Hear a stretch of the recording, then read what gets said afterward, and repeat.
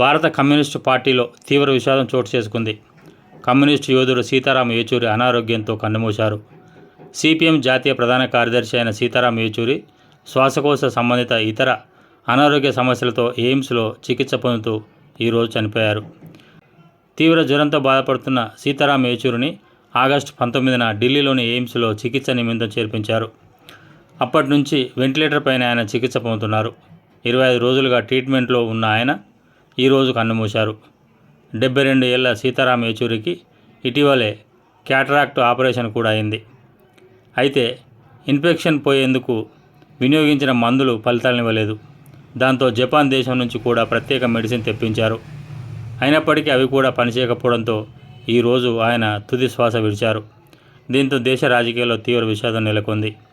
సీతారాం యేచూరి 1952లో చెన్నైలో జన్మించారు. ఆయన పూర్తి పేరు యేచూరి సీతారామరావు. 1975లో కమ్యూనిస్టు పార్టీ సభ్యత్వం తీసుకున్నారు. ఆయన స్వస్థలం మాత్రం ప్రస్తుతం ఆంధ్రప్రదేశ్లోని కాకినాడ.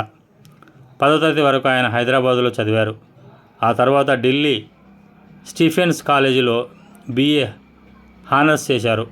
జేఎన్యూ విద్యార్థి నాయకుడిగా 3 సార్లు వరుసగా ఎన్నికయ్యారు. 1985లో కమ్యూనిస్టు పార్టీ కేంద్ర కమిటీ మెంబర్గా సెలెక్ట్ అయ్యారు.